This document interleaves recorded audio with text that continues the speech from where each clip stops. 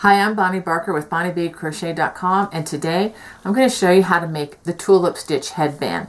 This headband is made out of cotton with a little bit of spandex, so there's some elasticity in it, and it's a lot of fun. Let me show you real quickly here. It's very easy to wear, great for the summer. It's very breathable, keep your hair back. A lot of fun to wear, and if you even wanted to, you could even double it up and use it as a scrunchie. And the great thing about these two is they don't take very long to make at all. Let's go ahead. Let me show you how to do it. For this tulip stitch headband, I'm recommending that you use Cascade Yarn's Fixation Splash. The splash is just more the color scheme. They also have this in solid colors. And let me show you what the makeup is of this particular yarn. It's 98.3% cotton, 1.7% spandex. This is approximately 100 yards right here. I'm going to also ask that you use a size H or 8 or 5.00 millimeter crochet hook. And as always, if you have a yarn needle on hand, that's going to come in very handy, and of course a pair of scissors. Before I go on, I wanted to show you a little bit about this yarn. It is 100% cotton, which makes it very well suited for headbands, especially for the summertime. It's very breathable. But there's something extra special. Want you to see how much this yarn has elastic. I mean, it really is nice and will bounce back to its shape. Unlike cotton by itself, cotton generally does not do that. Cotton mostly stretches. It is not bouncy like wool, and definitely not like this with the spandex. And because of this, if you're an absolute beginner and have never crocheted before, I wouldn't recommend this video. I'd recommend you check out some of my other videos that use regular yarn, acrylic style yarn. This is more for a confident beginner, someone who's done the stitches several times. They understand how to crochet the basic stitches. You don't have to be expert or anything like that, because these stitches are going to be simple. But you want to be careful when you hold the yarn to not pull back on it too much. You need to crochet normally with a normal tension. Okay, let's go ahead and get started. To begin, we're going to chain 21. Go ahead and make that slip knot on the tighter side. Make sure you leave a nice strand here so that weaving in the end will be easier.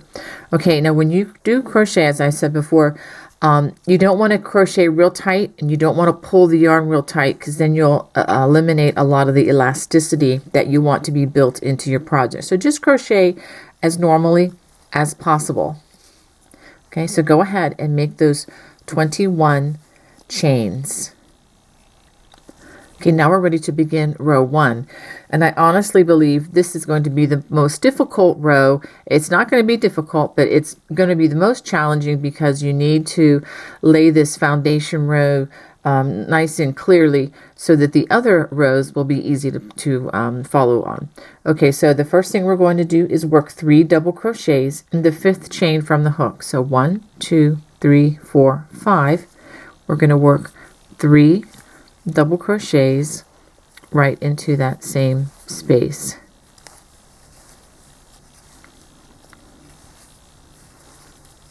Make sure again that you're not holding the yarn too tight, because you want to have some elasticity to this project. Okay, after we do that, we are going to skip 3 chains, 1, 2, 3, and then the next chain we're going to work a single crochet. Make sure you go through both loops.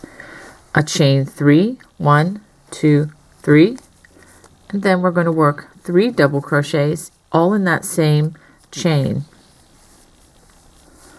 1, 2, 3. Now we're going to skip 3 chains, 1, 2, 3. We're going to do it again. Single crochet in that next place, chain 3, 1, 2, 3, and then 3 double crochets in that same place where that last single crochet was crocheted.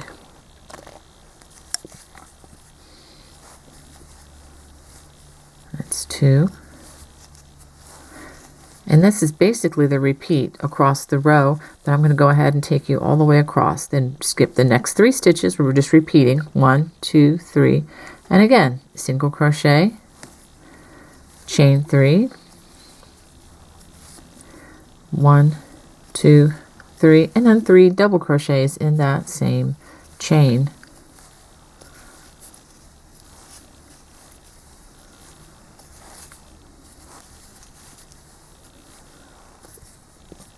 So this is what you should have so far.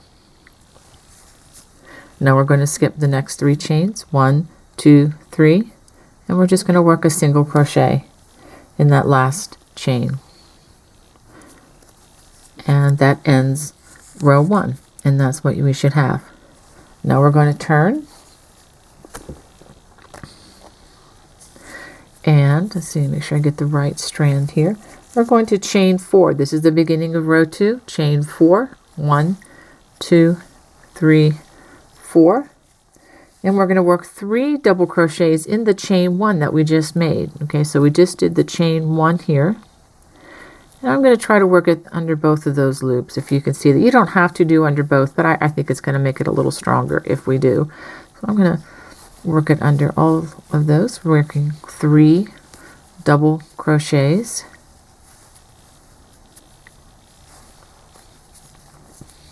Okay, and after we do that, we're going to skip the single crochet and the 3 double crochets. We're not going to work in those, but we're actually going to be working in this chain 3 over here. We're going to work a single crochet, chain 3, 1, 2, 3, and 3 double crochets. 1, 2, 3. And make sure that you do keep your yarn rather loose. Don't let it pull tight on you, and mine was starting to do that. You want to keep it nice and loose.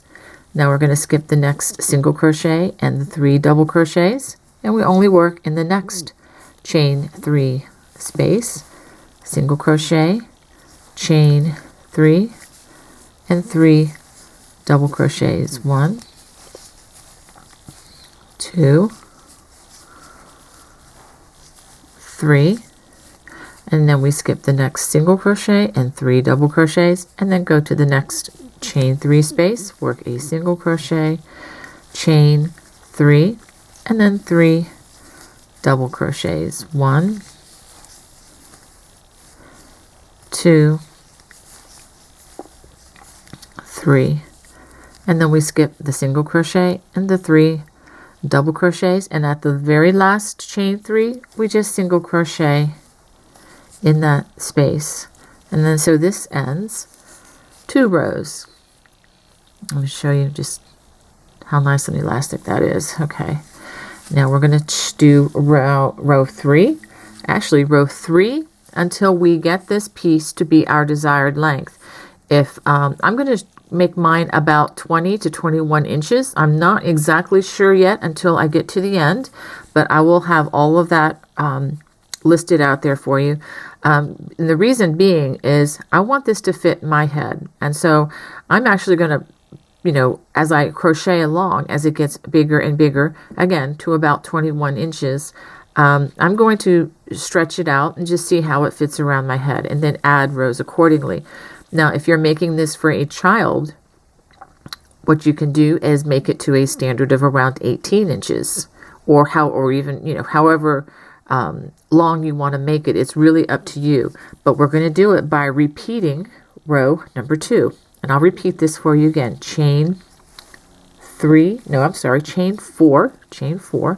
and then we work 3 double crochets in that first chain, and like I said, I'm going under both of those sides of the V of the chain. If you can only find one, that's fine, just go under one, but I'm going to just try to do this to strengthen it. And then we skip the next single crochet and 3 double crochets, and we working in the chain space, we work a single crochet, chain 3, and 3 double crochets.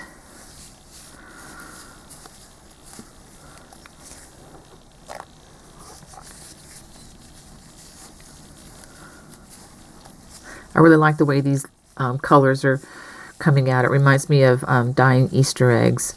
Okay, so we have single crochet, 3 double crochets that we skip, and then in the chain 3 space again, single crochet, chain 3, and then work 3 double crochets. 1,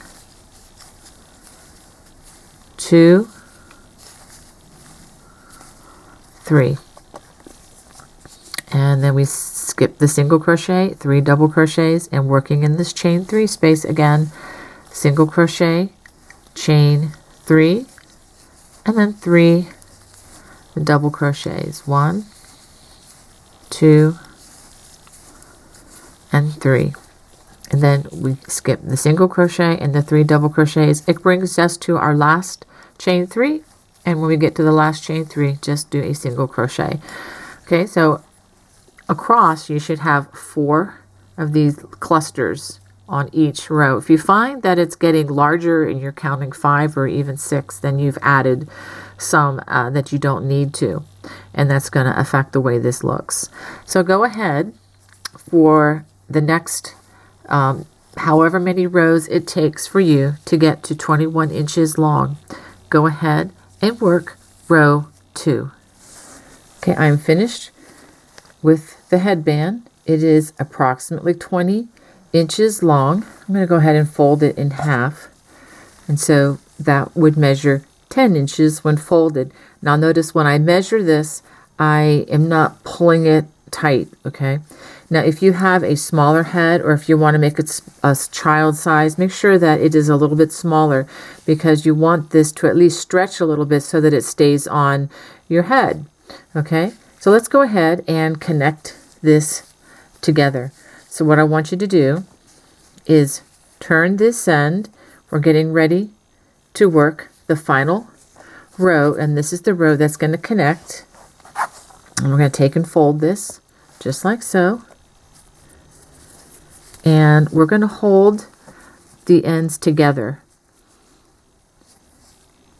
and we're going to line up the clusters with each other just like that. Okay, and we are going to chain 1, and then working across, we're just going to do single crochets here. Let's do 1 each in each of these double crochets. I know these are kind of hard to see with the variegated yarn, but there we go. There's the third one, and I've crocheted them right in to the chain, and now go to the chain and go ahead and crochet that right that. And I'm going to go back into these double crochets, and I'm just going to working a single crochet. I go on to the top of the double crochet, and I'm just going to do them right in that chain. You see that? Just working there. The single crochets are all going into that chain 3, and then the chain 3 is going right into the space where the double crochets were worked on the other end of this. Okay, let's do this one again. The 3 single crochets are crocheted right into that chain 3. Now this is the part that's going to be, at the back of the headband when you wear it. You would not want this seam to be showing in the front. Now we go into the big chain 3 space here, and then work that into the spot where the 3 double crochets and that single crochet were worked. And then we just have one more to do here. Again, in through the top loop of these 3 double crochets, and going into connecting it with that chain 3.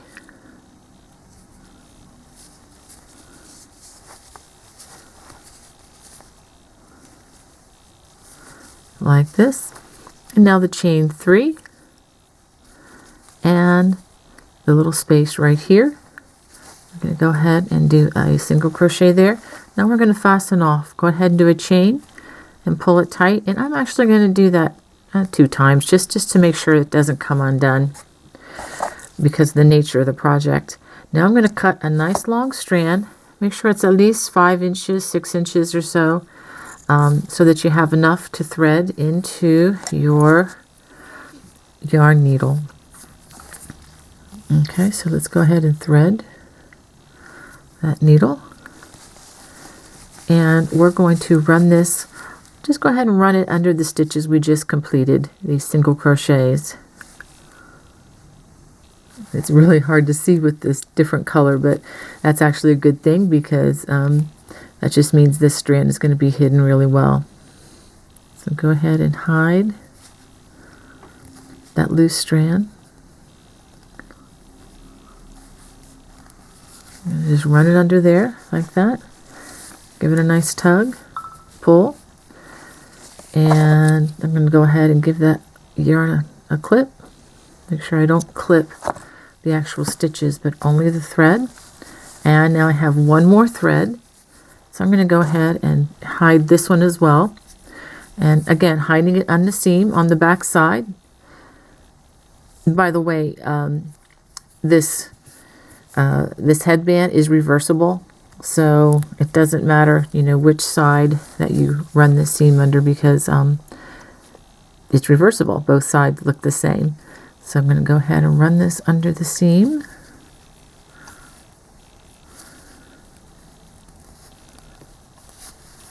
Okay, that's all done.